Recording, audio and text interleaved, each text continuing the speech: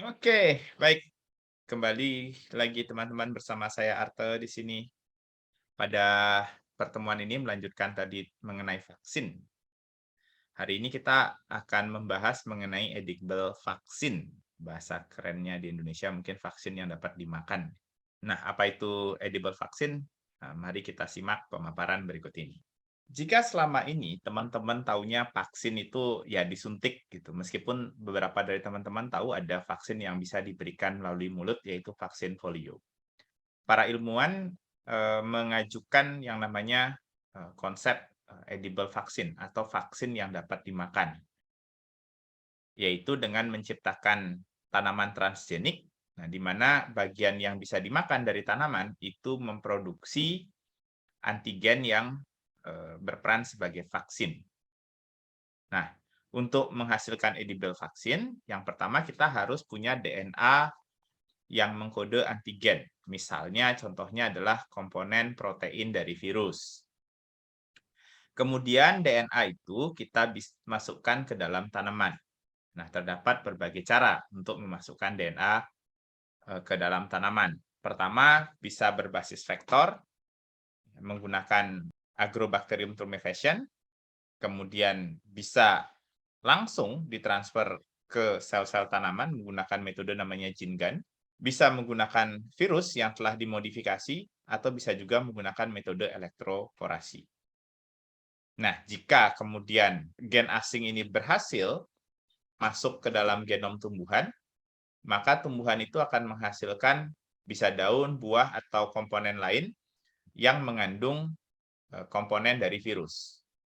Nanti ketika kita memakan bagian dari tanaman tersebut, ya, maka tubuh akan mampu memproduksi antibodi untuk melawan virus tersebut. Gambar ini menunjukkan bagaimana edible vaksin bekerja. Jadi edible vaksin itu mengaktifasi sistem imun mukosa. Apa itu sistem imun mukosa? Sistem imun mukosa adalah sistem imun yang berada pada bagian dalam tubuh. Ya, jadi pada lapisan yang membungkus bagian dalam tubuh. Nah, ketika kita memakan edible vaksin, maka komponen antigen yang terdapat pada vaksin itu akan diambil oleh sel-sel khusus di usus, namanya M-cell. Selanjutnya, antigen ini akan diambil oleh sel makrofag, di mana sel makrofag akan mengaktifasi sel T atau sel limfosit T.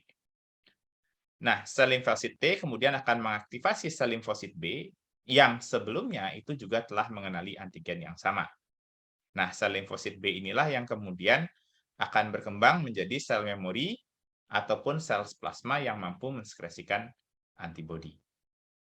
Ini merupakan salah satu gambar bagaimana proses untuk membuat edible vaksin menggunakan perantaraan Agrobacterium tumefaciens. Langkah pertama dari pembuatan edible vaksin sebenarnya adalah membuat Agrobacterium yang transgenik. Agrobacterium itu memiliki plasmid khusus namanya TI plasmid. Kita dapat menyusupkan antigen dari virus ke dalam plasmid tersebut. Nah, kemudian nanti Agrobacterium kita kultur bersama dengan jaringan tanaman atau co-culture lah istilahnya. Nah, di sini bakteri itu akan mentransfer gen dari virus tadi ke sel-sel tanaman. Nah, selanjutnya tanaman akan membelah menjadi struktur seperti kalus, ya, jadi kumpulan sel seperti ini yang mengandung DNA asing tadi atau DNA virus. Nah, kemudian kalus ini kita bisa induksi menjadi tanaman yang utuh. Ya. Kemudian nanti tanaman inilah yang akan memproduksi protein virus yang berperan sebagai. Nah, kenapa kita memilih Agrobacterium? Nah, tadi sudah saya jelaskan secara ringkas bahwa Agrobacterium itu memiliki TI plasmid. Nah, pada TI plasmid ini terdapat tDNA. Virulen gen pada TI plasmid itu akan menghasilkan protein yang memfasilitasi transfer tDNA ke dalam sel tumbuhan. Selanjutnya, tDNA yang masuk ke dalam sel tumbuhan itu akan diintegrasikan di genom tumbuhan. Nah, proses integrasinya ini berlangsung secara acak.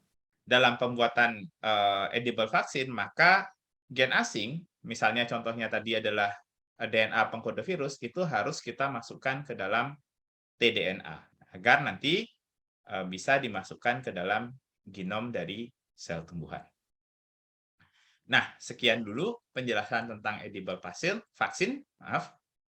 Semoga informasi ini bermanfaat dan berikut adalah beberapa literatur yang saya ambil untuk membuat presentasi ini. Sampai ketemu pada